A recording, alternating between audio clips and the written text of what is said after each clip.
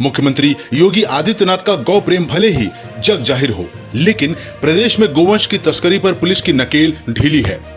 ताजा मामला कौशाम्बी जिले के सराय अकिल थाना इलाके का है, जहां रसूलपुर टप्पा गांव स्थित गौ आश्रय केंद्र के पास से गोवंश से भरा एक ट्रक बरामद होने के बाद पुलिस महकमे में हड़कंप मच गया।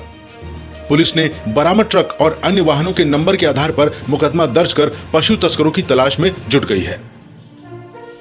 गौ आश्रय केंद्र रसूलपुर टप्पा के पास से गोवंश से भरा ट्रक मिलने के बाद पुलिस महकमे में हड़कंप मच गया है।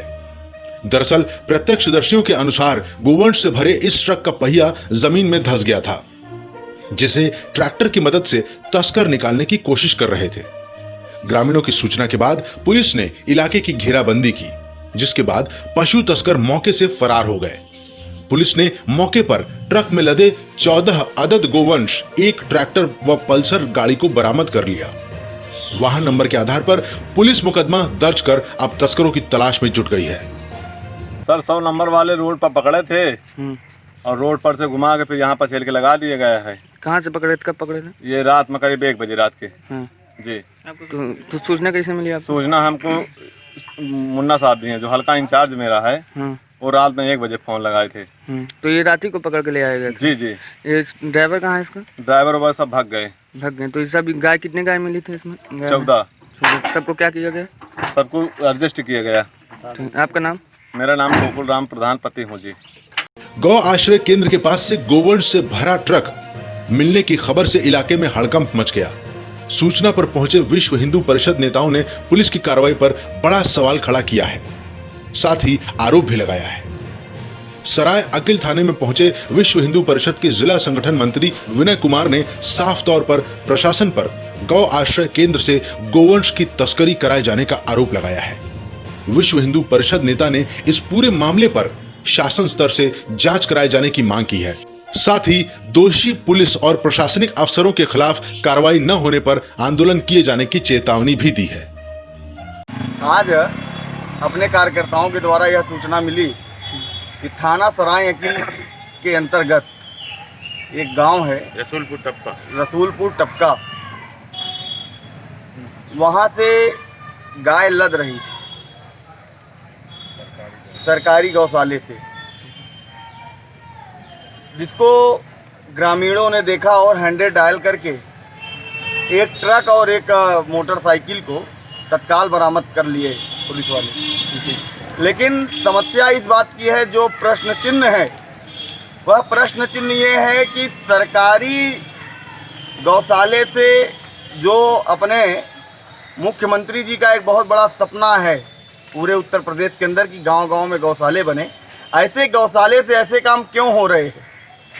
और यहाँ के जिला अधिकारी से मैं मांग करता हूँ कि ऐसे लोगों के खिलाफ सख्त से सख्त कार्रवाई हो और शासन स्तर पर इसकी जांच हो। अगर जांच नहीं होती है तो विश्व हिंदू परिषद बजरंग दल के कार्यकर्ता आंदोलन करने पर बाध्य होंगे।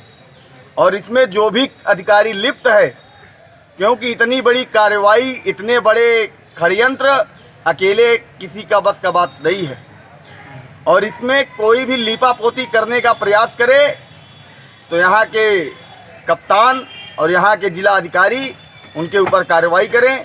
अगर ऐसा नहीं होता है तो बजरंग दल विश्व हिंदू परिषद के कार्यकर्ता पूरे जनपद भर में आंदोलन करने पर बाध्य होंगे। आपका नाम?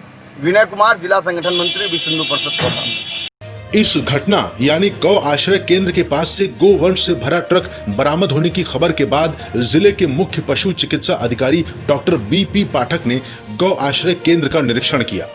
डॉक्टर बीपी पाठक ने बताया कि गौ आश्रय केंद्र में गोवंश की काउंटिंग कराई गई है। आश्रय स्थल में सारे गोवंश मौजूद हैं। ट्रक से बरामद किया गया गोवंश गौ आश्रय केंद्र का नहीं है।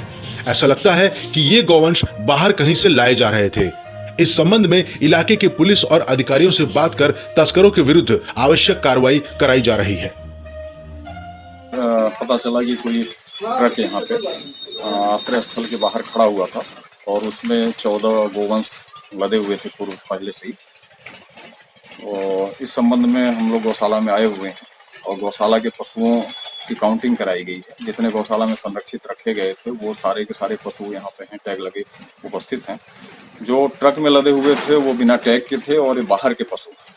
इसका इन्वेस्टिगेशन कराया जा रहा है और थाने के संपर्क करके वो संबंधित पुलिस उस ट्रक को ले गई थाने पे और बाकी और कार्रवाई की जा रही है। आपका परिचय है? डॉक्टर बीपी पाठक, मुख्य पशु चिकित्सा अधिकारी कौशाम्बी। यहाँ बताना जरूरी है कि बीते जून महीने में यूपी की योगी सरकार ने कैबिनेट बैठक में उत्तर प्रदेश गोवध निवारण संशोधन अध्यादेश 2020 को पास किया था, जिसे राज्यपाल की मंजूरी मिलने के बाद पूरे प्रदेश में लागू भी कर दिया गया। इस अध्यादेश में साफ कहा गया है कि उत्तर प्रदेश में अब गोवंश को नुकसान पहुंचाने या फिर हत्या करने का अपराध गैर जमानती होगा। क्या है गोवध निवारण संशोधन अध्यादेश 2020? यूपी में गौवंश की हत्या पर 10 साल तक की सजा और 3 से 5 लाख रुपए तक का जुर्माना। पहली बार अपराध के लिए व्यक्ति को 1 लाख से लेकर 3 लाख रुपए तक के जुर्माने के साथ 1 से 7 साल की कठोर सजा दी जा सकती है। दूसरी बार अपराध करने पर व्यक्ति को 5 लाख रुपए तक के जुर्माने के साथ 10 साल सश्रम कारावास की सजा का प्रावधान है। नए अधिनियम के तहत गायों और अन्य गोजातीय पशुओं के अवैध परिवहन के मामले में चालक, परिचालक और वाहन के मालिक पर आरोप तय होगा।